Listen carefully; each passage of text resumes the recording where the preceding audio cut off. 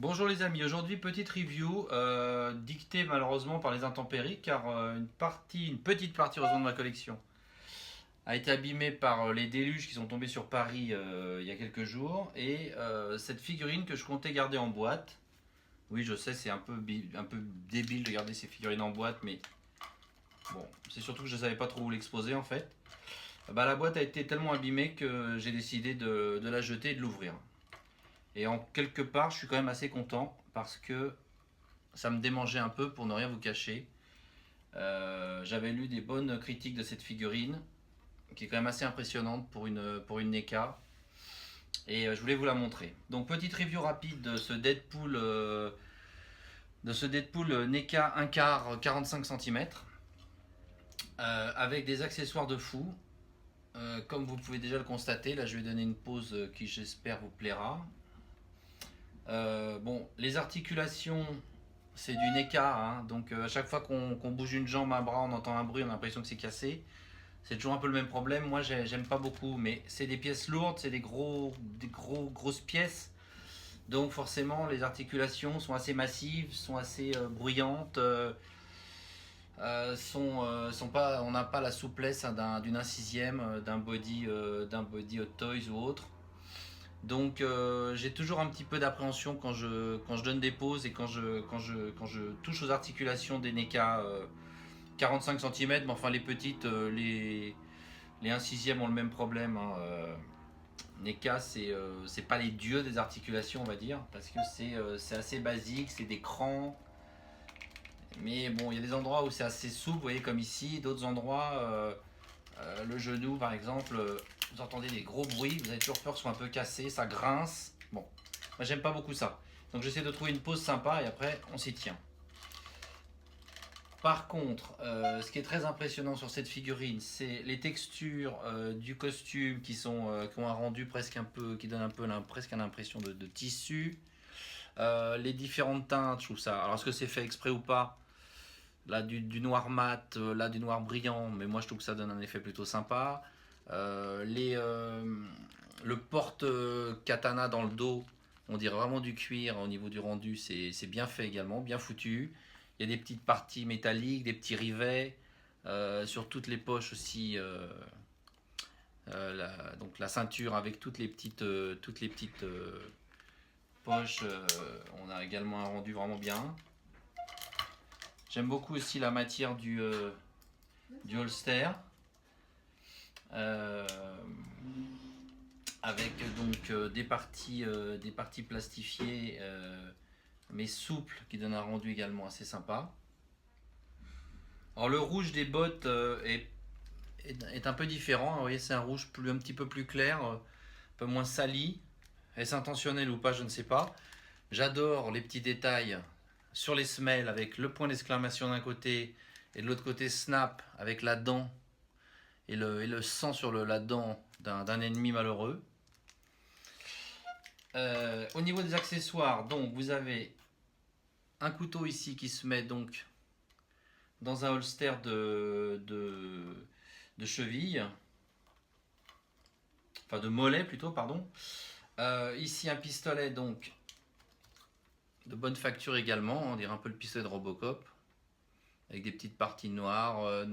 La crosse est noir brillant, le reste est plutôt noir mat, avec des petites pièces qui rappellent du métal au niveau des rivets. Et puis ici la culasse, voilà. Donc ça se rend dans un plastique un petit peu souple, voilà, donc ça épouse bien la forme du pistolet. Bon là un gros gun avec cette partie là, donc je le montre de près. Donc vraiment une belle arme hein, avec un peu de weathering, avec cette partie là qui se décroche, hein, les cartouches s'en vont, on les voit d'ailleurs à l'intérieur, les petites cartouches dorées. Bon ici il y a un autre, d'autres balles ici, un autre chargeur qui est... C'est des pièces lourdes les NECA, hein. Les 45 cm, moi la Hulk, j'arrive à peine à la soulever. Donc c'est un problème. C'est un problème parce que si vous leur donnez pas une bonne pose, si vous faites pas ce qu'il faut et que ça tombe, le poids va écraser les accessoires, va écraser les armes. Donc c'est quand même pas... c'est lourd. Donc ça s'abîme de par son poids. Ici vous avez un autre gun avec des petites inscriptions Deadpool's Gun, et puis là il y a une petite flèche qui dit vers l'ennemi. Donc c'est des petits trucs marrants comme ça. Avec ici un petit porte-clés avec un petit Deadpool, ou une petite tête de mort, j'arrive pas bien à voir. Petite tête de mort. Ici vous avez un petit sticker avec la tête de Deadpool. Enfin, plein de petits détails comme ça qui montrent que bah, les designers du toy se sont quand même donné du mal pour faire un truc vraiment fun. La ceinture, bon, qui est superbe. Qu'est-ce que je peux vous dire d'autre? Alors, donc, dans le dos s'accrochent les katanas. Et puis également, alors le katana, ça s'accroche. Il y a des petits trous qu'on met dans le plastique, donc style cuir un peu, hein, qui donne un rendu cuir. Donc ça se retire. Ça, je vous avoue, franchement, je sais pas comment ça s'appelle. Il y en a qu'un, ça se met là. Et les deux katanas, alors les katanas, ils sont quand même aussi donné du mal, parce que oui, il y a même des petites inscriptions. Alors, je sais pas s'il faut y voir des petits messages humoristiques ou pas, mais enfin, il y a des petites inscriptions qui rappellent un peu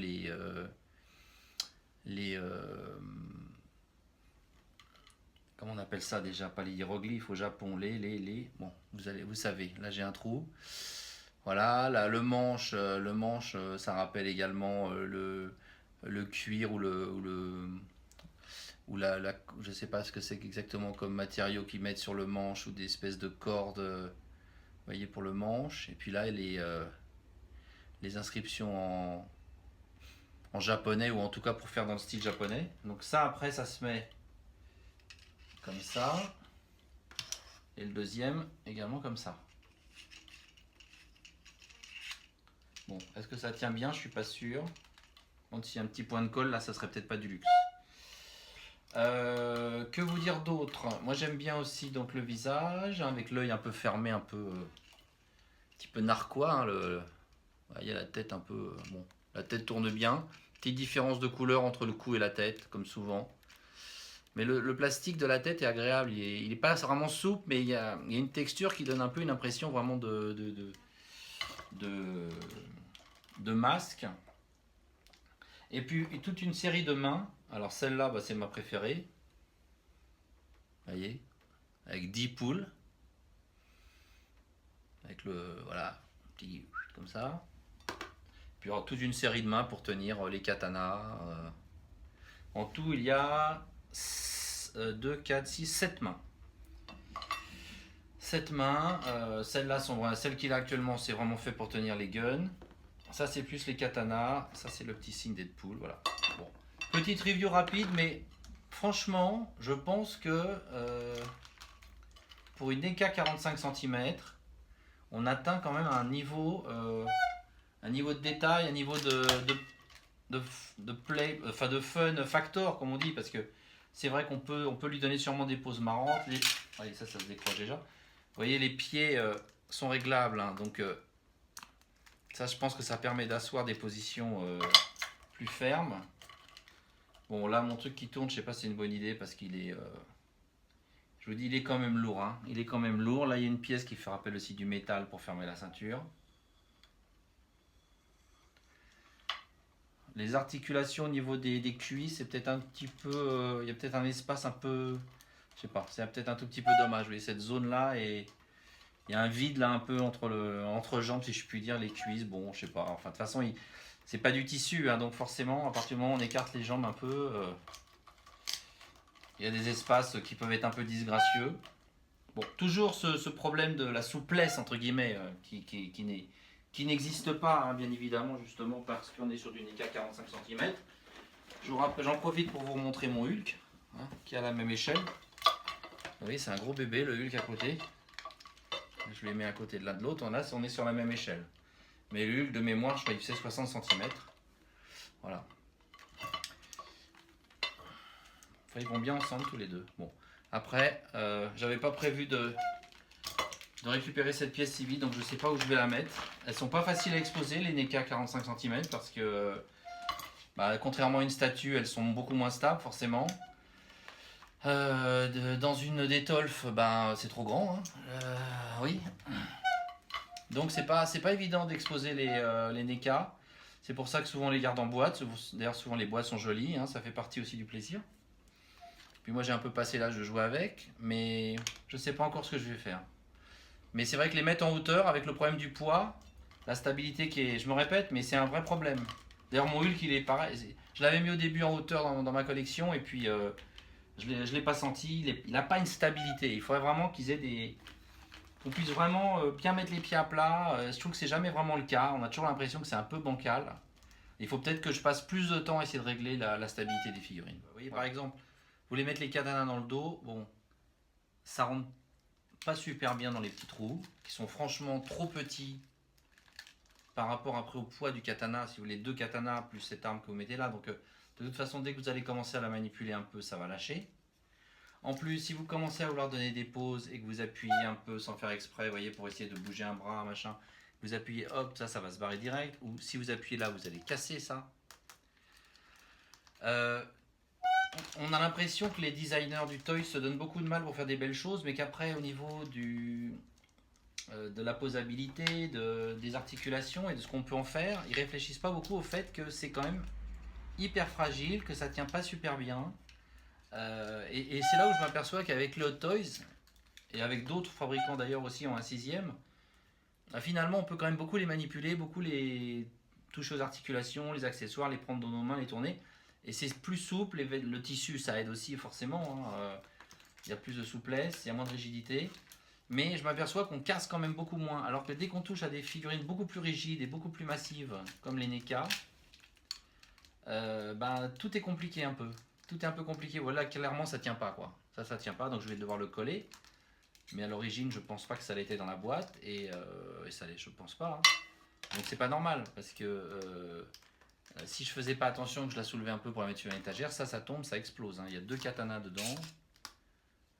Ça explose direct. Ça, je trouve pas ça normal.